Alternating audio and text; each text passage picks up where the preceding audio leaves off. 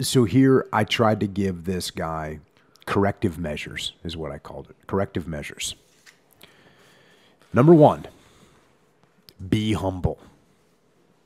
And we get asked all the time, what's the most important characteristic of a leader? And Leif and I will say all the time, humility.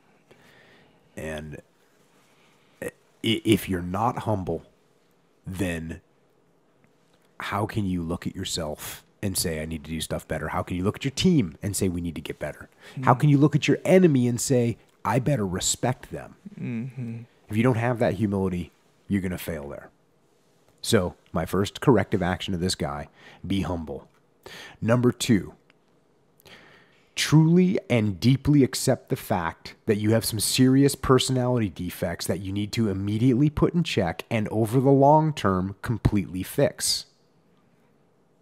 So I was very concerned that this guy was going to sit there and nod his head. Mm-hmm. Yep. Okay. Yep. Sorry.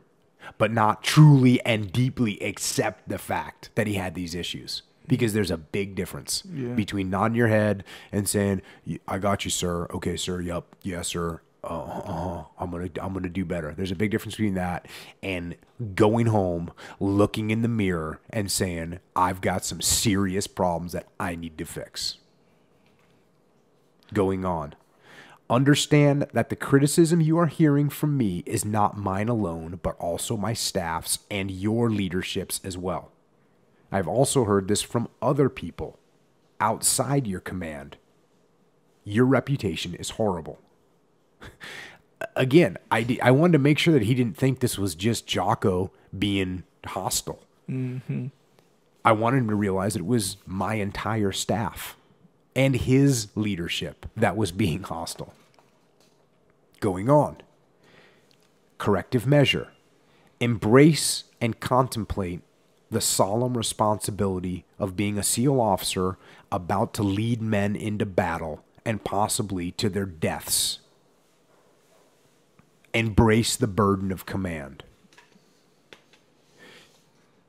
This is one that for me was very disturbing to see because I had led men into battle and I had my guys get killed.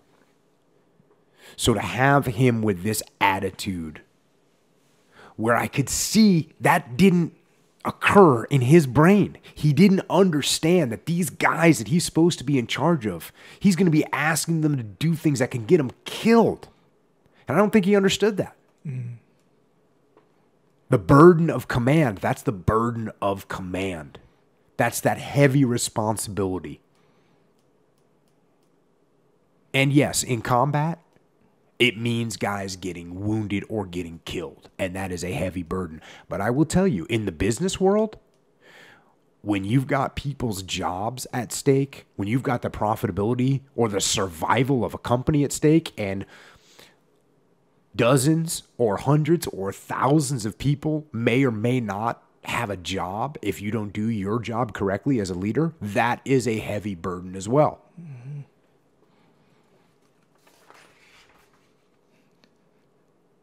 Going on. Be the best at everything you do.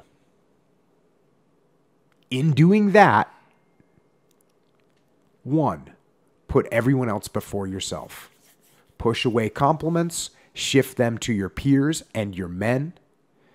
Accept responsibility of failure and shortfalls only, for in them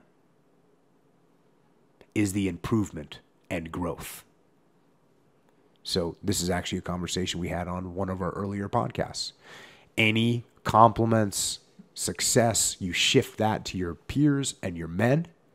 You accept the responsibility for the failures and the shortfalls. And again, if you don't accept the responsibility for those failures and shortfalls, how are they ever going to get fixed? The answer is they're not. Mm-hmm. I'm never going to change anything, if it's all Echo's fault. I did everything right. It's all Echo's fault. Yeah. Truly listen and try to understand what people tell you by first understanding that your personal compass is wrong, truly and completely wrong, for what is right and wrong, for what a good SEAL and a bad one is, for what makes an exceptional leader and a horrible one. You must correct this compass so that it may guide you in the right direction. And my point with this was that I think in his mind, his vision of what a quote unquote good SEAL was, I think he thought he was being it. Mm-hmm. And I had to explain to him that he was wrong. He did not understand what a good SEAL was.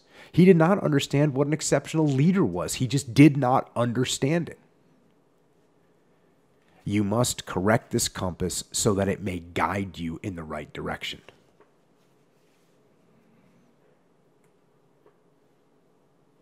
The final corrective measure, lose your ego. This guy, despite having a treacherous record and a horrible reputation, despite that, for some unknown reason that I cannot fathom, he had a big ego. He thought he was a great SEAL. He thought because he was a big dude and could shoot well, he was a talented athlete as well. But he thought that that made him a good SEAL. And it didn't. It just gave him a big ego. So now I tell him, these are tall tasks, but you control them all. And that's true. If you look at every one of those things, be humble. Yes, he controls that. Accept the fact that he needs some serious work. Yes, he controls that. Understand that the criticism is coming from a bunch of people, not just me. Yes, that's under his control. Embrace and contemplate the solemn responsibility of being a SEAL officer about to lead men into battle and possibly to their deaths. Yes, he controls that ability. Be the best at everything you do. Yes, that's under his control. So all these things, lose your ego. These are all things that he had control over.